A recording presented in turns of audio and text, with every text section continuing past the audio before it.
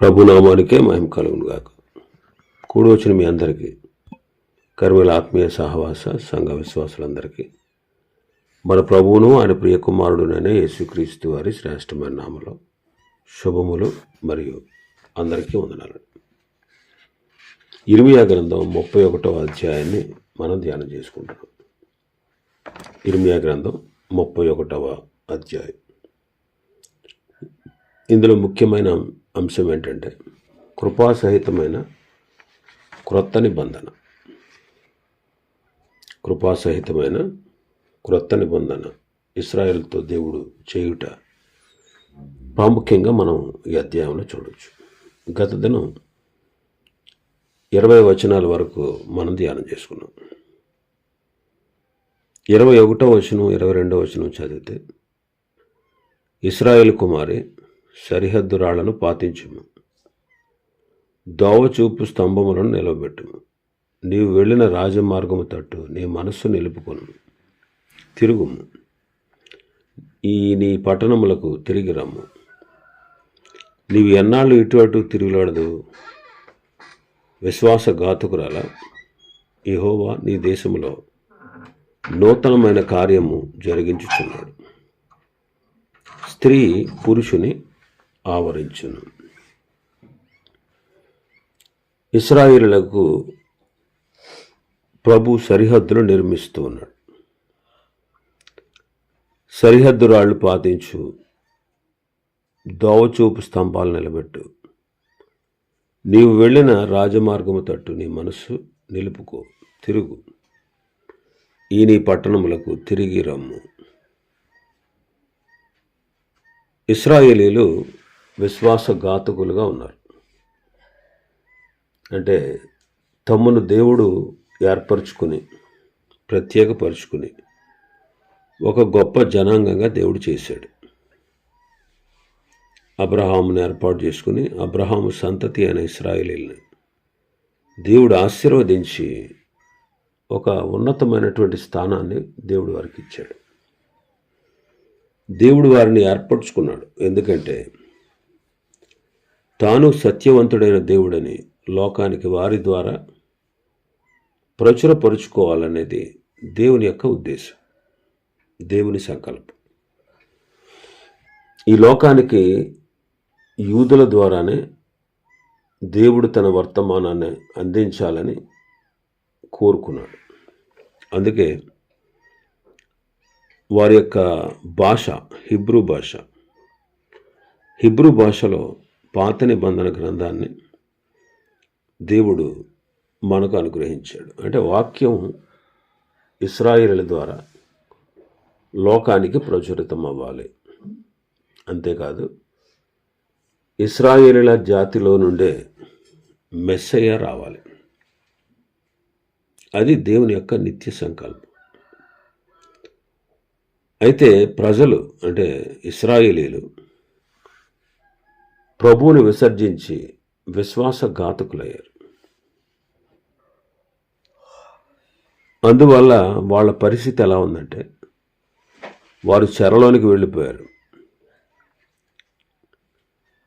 వాళ్ళు తిరుగులాడాల్సినటువంటి పరిస్థితి వారికి ఏర్పడింది.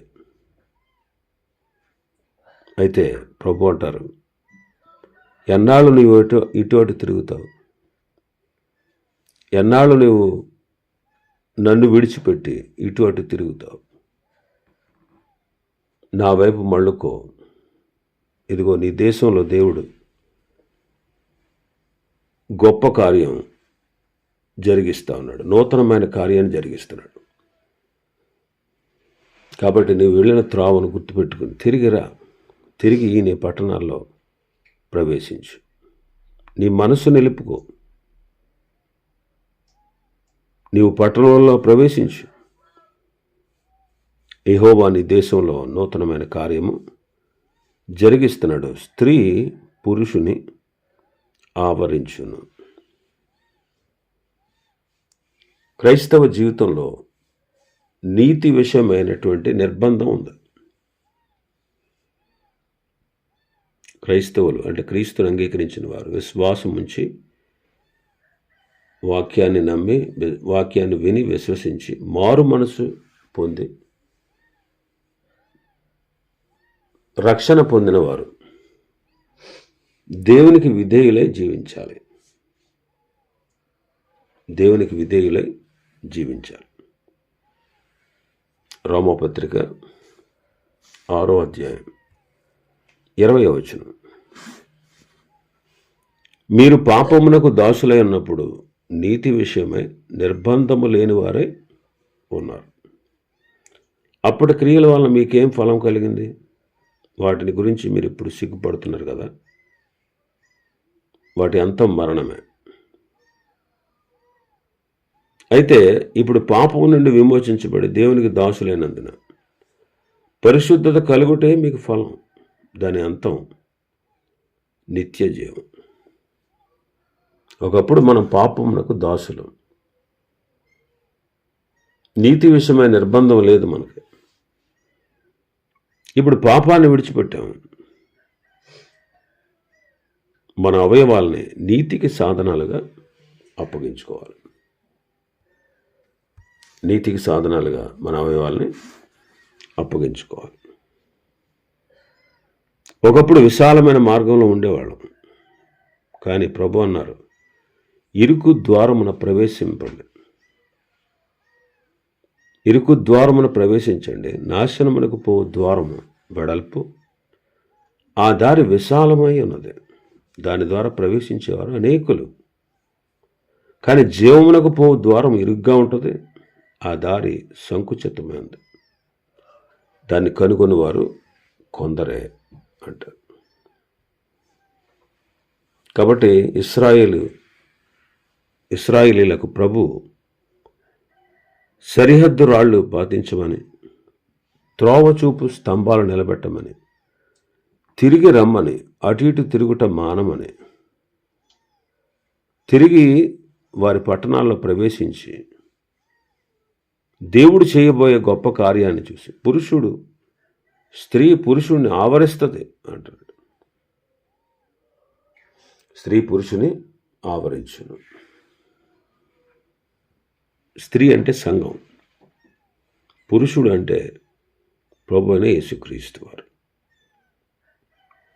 స్త్రీ పురుషుని ఆవరించుట అంటే దేవుణ్ణి, నిజమైన దేవుణ్ణి, వారిని విమోచించిన, రక్షించిన, ప్రేమించిన, ఉన్నత స్థితిని కలగజేసినటువంటి దేవుణ్ణి ప్రేమించుట. ఈనాడు స్త్రీ పురుషుని ఆవరించుట అంటే సంఘము క్రీస్తును కలిగి ఉండుట. ఆయనే నిజమైన సత్పురుషుడు.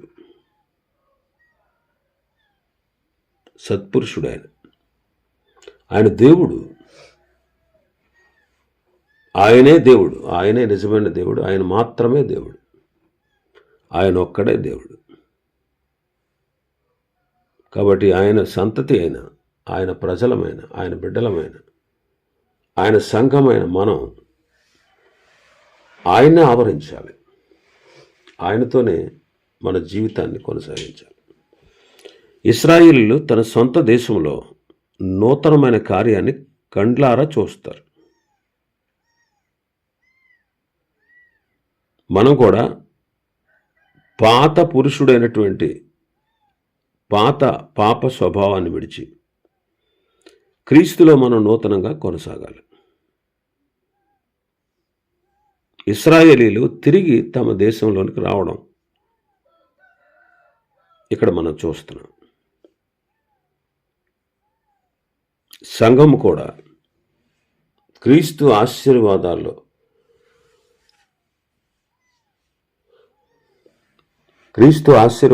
సాగిపోవాలి. దేవుడు తన సేవకుని పుట్టించి మీలో ప్రతి వాని దుష్టత్వం నుంచి తప్పించుట వలన వారిని ఆశీర్వదించుటకు ఆయన ఈ లోకానికి దేవుడు పంపించారు. మనల్ని దుష్టత్వం నుంచి, పాపం నుంచి విడిపించుటకు, మనల్ని ఆశీర్వదించుటకే ఆయన వచ్చారు. ఆశీర్వాదం అంటే భౌతికమైనదే కాదు. నిజమైన ఆశీర్వాదం ఆత్మ సంబంధమైనది. పరలోక సంబంధమైన, ఆత్మ సంబంధమైన ప్రతి ఆశీర్వాదాన్ని దేవుడు మనకిచ్చారు. ఇంకా 23వ వచనాన్ని మనం చూస్తే మన భాగంలో, ఇశ్రాయేలు దేవుడును సైన్యములకు అధిపతియగు యెహోవా ఇలాగ సెలవిచ్చుచున్నాడు. చెరలో నుండి నేను వారిని తిరిగి రప్పించిన తర్వాత యోధా దేశంలోను దాని పట్టణములలోను జనులు, నీతి క్షేత్రమా, ప్రతిష్ఠిత పర్వతమా, యెహోవా నిన్ను ఆశీర్వదించునుగాక అను మాట ఇకను వాడుకొందురు. చెరలో నుండి వారు విడుదల పొందిన తర్వాత, రప్పించబడిన తర్వాత వారు యోధా దేశంలోను దాని పట్టణాల్లో ప్రవేశించి జనులు ఏమంటారంట, నీతి క్షేత్రమా, ప్రతిష్ఠిత పర్వతమా, యెహోవా నిన్ను ఆశీర్వదించునుగాక అనే మాట మాట్లాడతారు. ప్రభు ఇశ్రాయేలుని చెరలో నుండి రక్షిస్తాడు. అప్పుడు ప్రపంచంలో ఉండే ప్రజలందరూ కూడా నీతి క్షేత్రమా, ప్రతిష్ఠిత పర్వతమా అని యెరూషలేమును పిలుస్తారు. దేవుడు నిన్ను దీవించునుగాక, ఆశీర్వదించునుగాక అంటారు. కాబట్టి ఇశ్రాయేలు జాతి, ఇశ్రాయేలు దేశం, ఇశ్రాయేలు ప్రజలు ప్రపంచ ప్రజలకు అర్థం కాబోయేటువంటి రోజులు రాబోతా ఉన్నాయి. ప్రపంచ ప్రజలు ఇశ్రాయేలు యొక్క ఏర్పాటును గురించి తెలుసుకుంటారు. ఇశ్రాయేలు విషయమై ఆనాటి ప్రజలు ఏమని చెప్పుకుంటారట, నీతి క్షేత్రమా, నా పర్వతమా, ప్రతిష్ఠిత పర్వతమా, యెహోవా నిన్ను ఆశీర్వదించునుగాక అనే మాట వాడతారు. మరి ఈనాడు ఆనాటి ప్రపంచంలో ఉండేటువంటి ప్రజలు ఇశ్రాయేలుని గురించి అలాగ సాక్ష్యం పలుకుతూ ఉంటారు. ఈనాడు సంఘ సాక్ష్యం కూడా ప్రజల మధ్యలో బాగుండాలి. క్రీస్తు యేసునందలి నీతి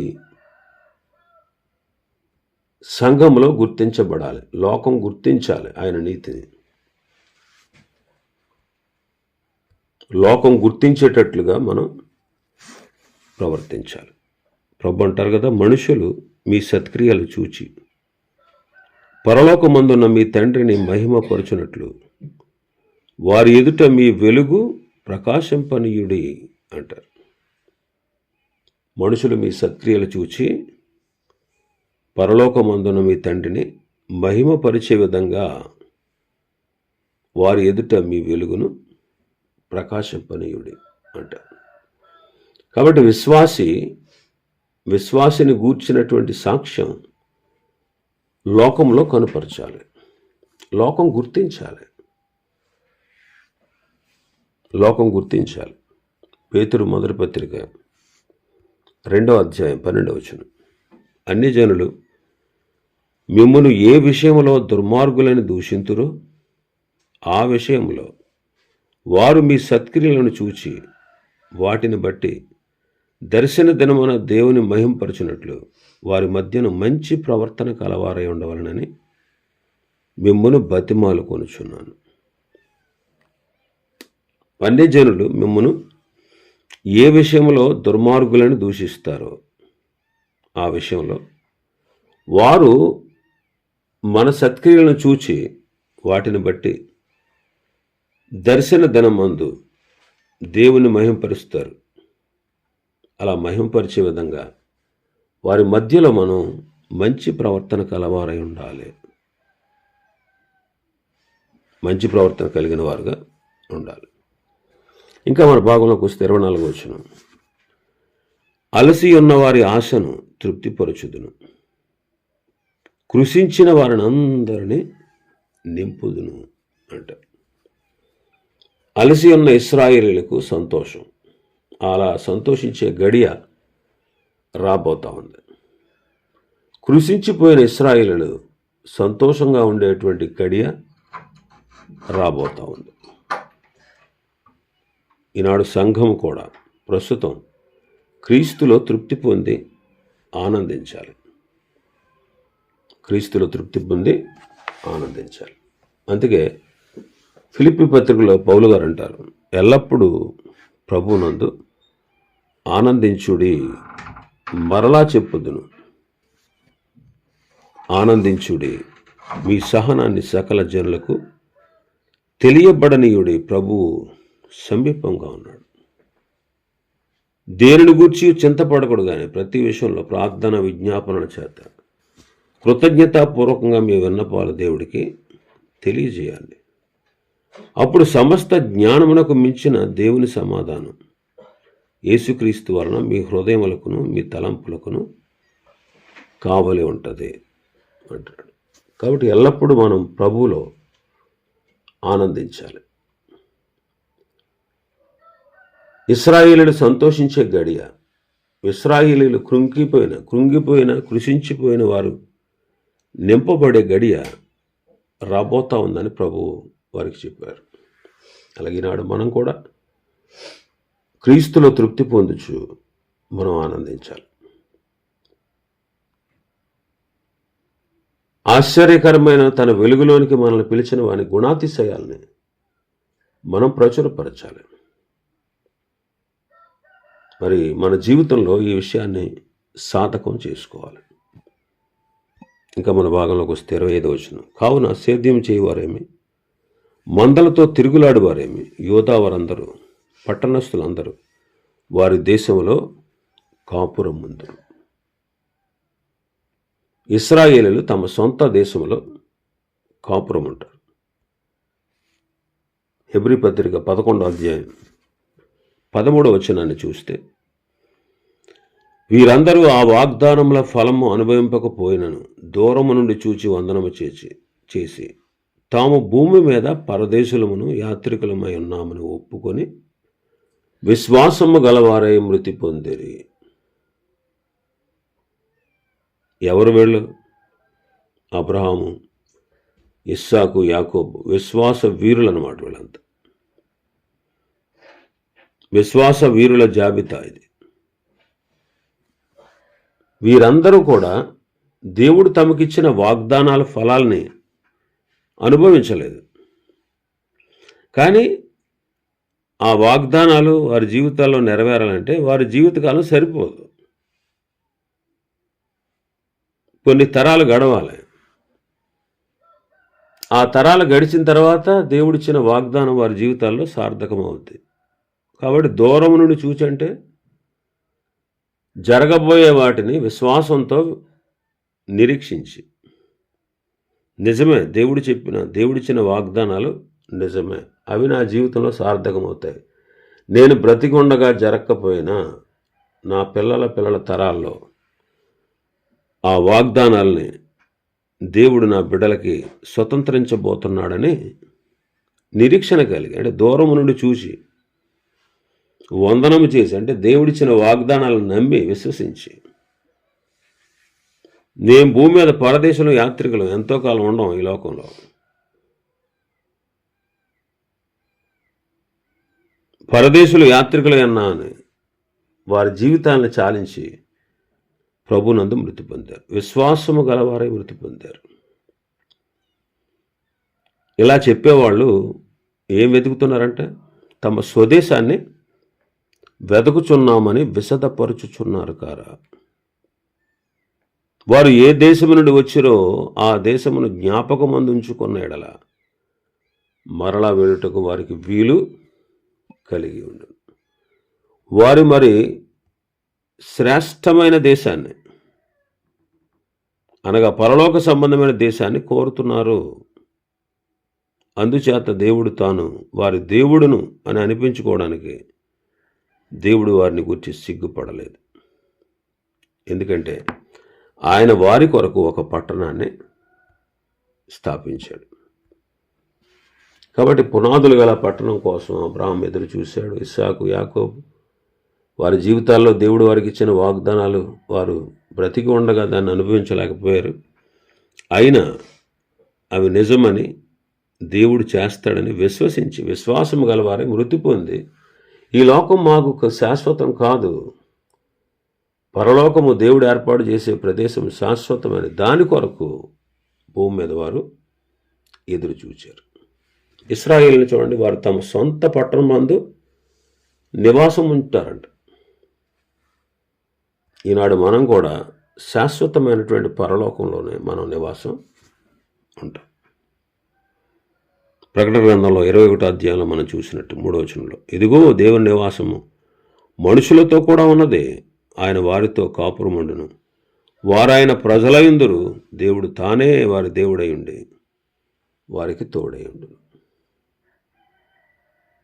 కాబట్టి పరలోకంలో మనకు శాశ్వత నివాసం, దేవుడు మనకిచ్చేటువంటి స్వాస్థ్యం ఎంతో గొప్పది. కాబట్టి దాని కొరకు మనం నిరీక్షణ కలిగి ఉండాలి. ఇంకా చాలా విషయాలు ఉన్నాయి అధ్యాయంలో. ప్రభు చిత్తమైతే రేపు దినం మరికొన్ని విషయాలు ధ్యానం చేసుకుందాం. దేవుడి వర్తమాన వాక్యాన్ని మన వినికిడిలో ఆశీర్వదించునుగాక. ఆమేన్.